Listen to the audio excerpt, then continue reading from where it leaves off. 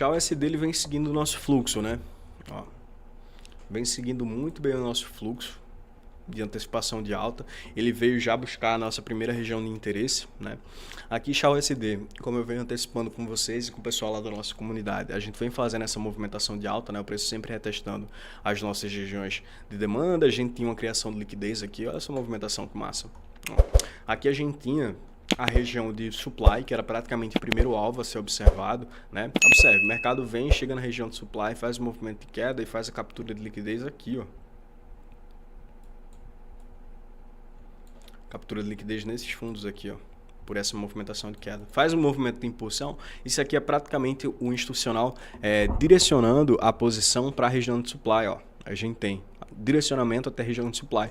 Depois que chega na região de supply, ele começa a liquidar as ordens. E aí ele liquida as ordens, faz uma movimentação de queda que gera captura de liquidez aqui embaixo, tá? Essa captura de liquidez aqui embaixo gera um movimento de impulsão que faz a movimentação de quebra de estrutura aqui para XAUSD. Tá? E essa quebra de estrutura, obviamente, invalida a nossa região de supply, porque, como eu tinha comentado com o pessoal na comunidade, a maior probabilidade é que essa região ela fosse violada mesmo, tá? Porque o primeiro alvo que a gente está buscando é essa região, ó, essa região de topo aqui, para achar o SD, né? Quando eu venho antecipando com vocês, a expectativa que eu tenho é que primeiro ele atinja esse nível aqui, depois a gente veja uma correção, mas o alvo principal é esse aqui, ó.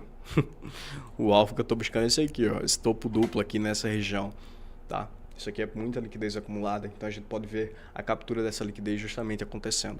XAUSD, movimentação clara aqui de alta, tá? Não esperaria correções mais acentuadas, buscaria regiões mais próximas de demanda, como por exemplo a própria região que ele está fazendo a negociação já agora. Ó, como essa região de demanda aqui, de 15 minutos. A gente tem essa região, vamos observar isso aqui nos 5 minutos, tá? O mercado ele deve sustentar essas regiões de demanda aqui para fazer a continuação. Perceba que ele não está fazendo grandes movimentações de retração, né? Ó, mas sempre que vem fazer uma retração, vem testando as demandas. Observa isso, que massa. Ó, região de demanda. Aqui, região de demanda dos 5 minutos. Chega na região de demanda, faz a valorização, né? Novamente aqui, outra região de demanda. Valorização, região de demanda de 5 minutos, né? Então observaria justamente esses pontos de demanda que a gente tem em 5 minutos, em 15 minutos, para buscar já fazer execuções diretas e direcionais, tá?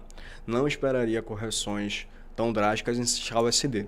Agora, obviamente, a gente está falando do mercado financeiro e pode acontecer correções acentuadas. E quando você está fazendo as suas análises, você deve ter a visão do que é que você faz quando você vai buscar compra e o que é que você faz que você vai buscar as suas vendas, tá? E tudo isso você tem que estar estabelecido no seu plano, tá? No seu plano de trade. O pessoal que faz parte lá da comunidade tem acesso a esse plano de trade aqui, tá? Que é o plano completo que vocês precisam. E assim, você tem que saber o que é que você vai fazer quando você vai comprar e quando você vai vender, né? Então eu sei que eu compro em regiões de demanda, mas se a gente começar a ver a violação das regiões de demanda, aí sim a gente pode ter uma correção mais acentuada e não tem problema nenhum, tá? Mas a tendência principal que eu vejo para a XAUSD é uma continuação dessa valorização que ele já vem fazendo aqui. Nada mais, nada menos do que isso, tá?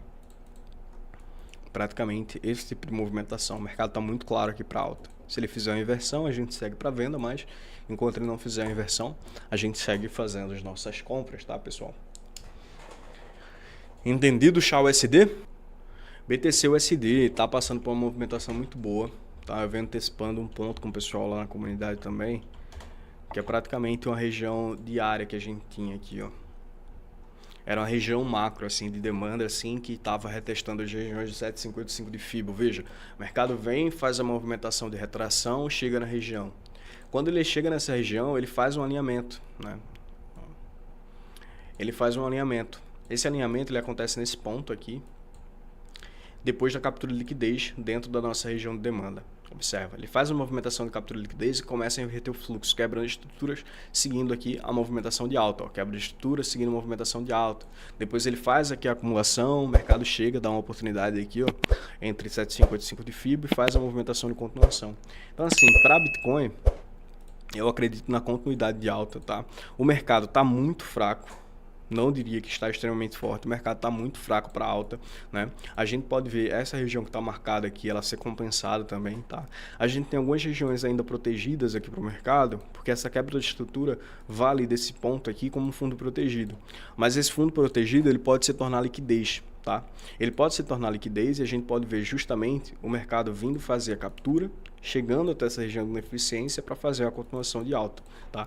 Então a minha expectativa para Bitcoin ainda é de valorização, inclusive eu quero fazer um vídeo para vocês específico sobre Bitcoin, como é que você utiliza a análise institucional para criptomoedas. Eu vou trazer esse vídeo para vocês em breve, tá? Mas praticamente isso aqui que eu vejo para Bitcoin.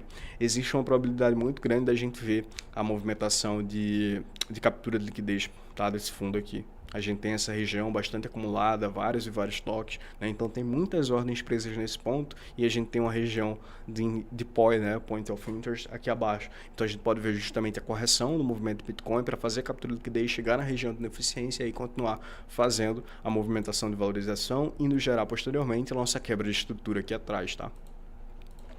Praticamente essa movimentação que eu enxergo aqui para Bitcoin.